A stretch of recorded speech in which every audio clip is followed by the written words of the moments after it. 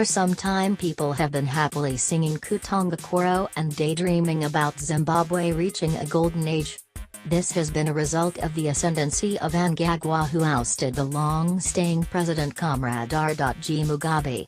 So of course we hope that things will become better and we will be able to restore Zimbabwe to its glory again.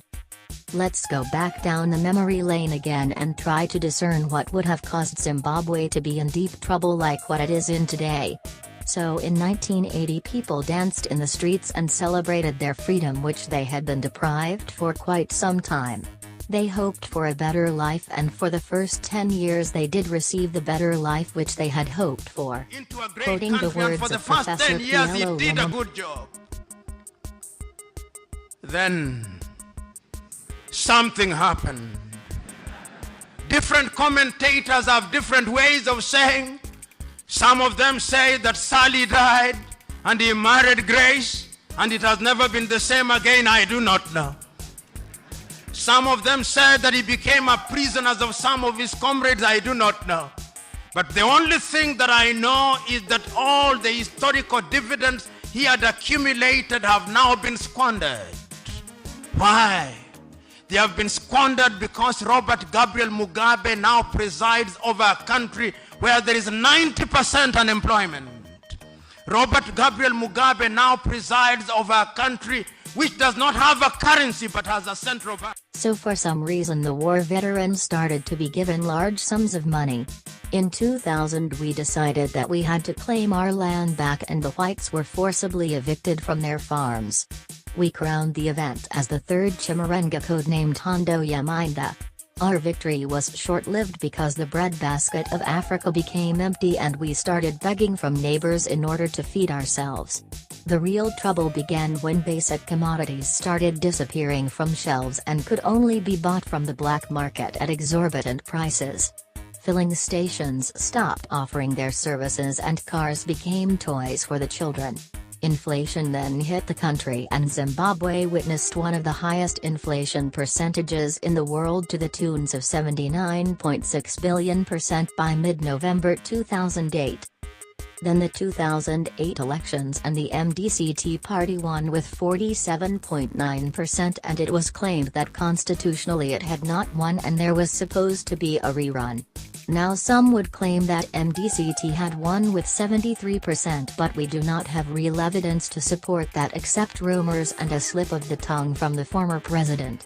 The rerun failed to, when Mnangagwa got 73%, were bloody as people were beaten as Operation Makavotera Puppy, Who Did You Vote For, was in action.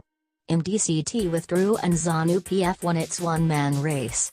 One thing led to another, and through the mediation of Thabo Mbeki a government of national unity was put in place in 2009. Zimbabwe's economy transformed overnight and the people enjoyed themselves for a while. However, in 2013, the government of national unity came to an end and slowly the country went back to its previous state. Come 2018, there are money shortages and prices are slowly rising. So of course people are complaining that the politicians must make things right again. In 2017 tensions rose in the ZANU-PF as the G40 and low cost fought each other. Mnangagwa was booted out and self-exiled himself in South Africa. After a while he promised the nation on Twitter that he will come back and rule the country. Now I remember waking up one morning in November 2017 to find the face of a soldier plastered on the newspapers and YouTube videos after he appeared on television announcing the commencement of Operation Restore Order, which was targeting criminals around the former president. People now start that His Excellency the President of the Republic of Zimbabwe started whispering about how this was a coup and His Excellency R.G Mugabe would soon leave office. It did not take long for the people to discover that the president himself was one of the criminals who were being targeted around him. Politicians pleaded for the citizens to take to the streets and support the ousting of the then president R.G Mugabe. Everything went as planned and R.G Mugabe stepped down. President Mnangagwa ascended to power and the politicians proclaimed that this was now a new era. To most people, Mnangagwa is like a shiny new car and they are sure that he will be able to restore Zimbabwe to its good old days. However, I think the car just had a paint job, but it is the same old rusty and dusty car. Now it may look good on the outside, but we all know that the engine is almost dead and it will only last a few miles.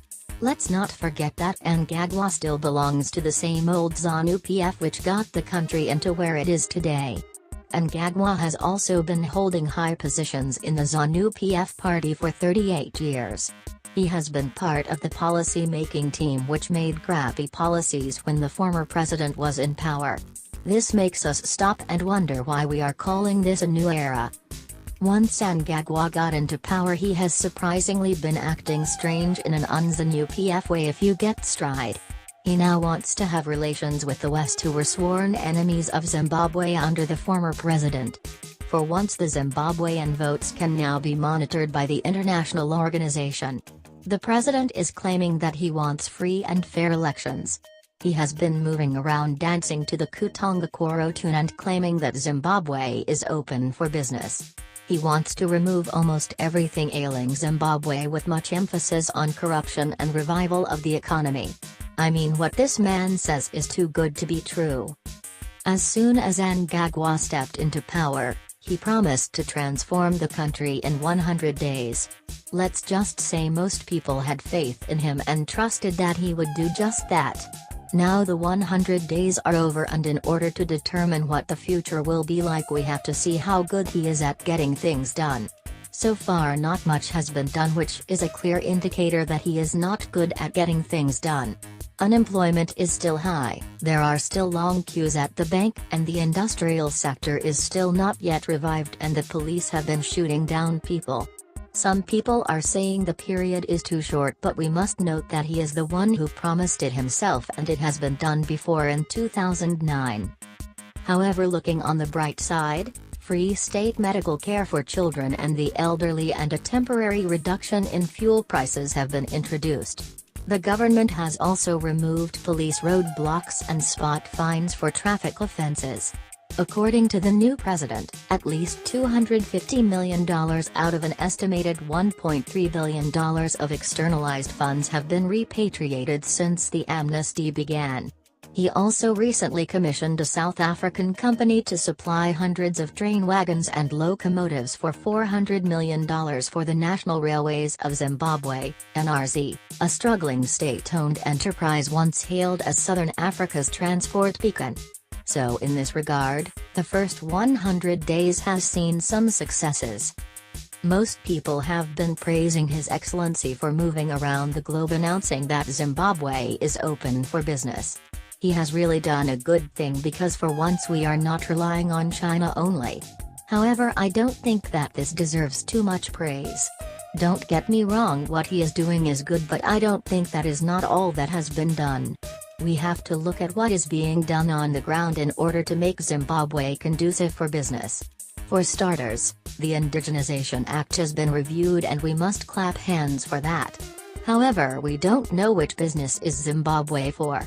Investors must clearly know what are our expectations and what business opportunities we are offering. As mentioned before, Mnangagwa is the leader of the ZANU-PF party, which has been responsible for damaging the Zimbabwean economy. The same ZANU-PF which claims that unless you fought in the liberation and, as they say, died for this country, then you are not fit to have a say in the politics of the country. The same ZANU-PF which have individuals grabbing mines and farms unlawfully and claiming that they are the law. So, as they say, you cannot teach an old dog new tricks. I don't think that the president will be able to stray away from the selfish mindset of the ZANU-PF party and be able to improve the Zimbabwean economy. We have to note that Mnangagwa must convince almost everyone that he is different from the previous ruler. That will take time and effort. So we may say it is too soon for us to judge, and to his credit the president is making an effort to make things right again, though we may have reasons that he may be pretending so that he could win the votes. However, we have to note that most of the things which we saying are just speculations and will remain just that, speculations. The best way to see how good Mnangagwa will be is to wait and see.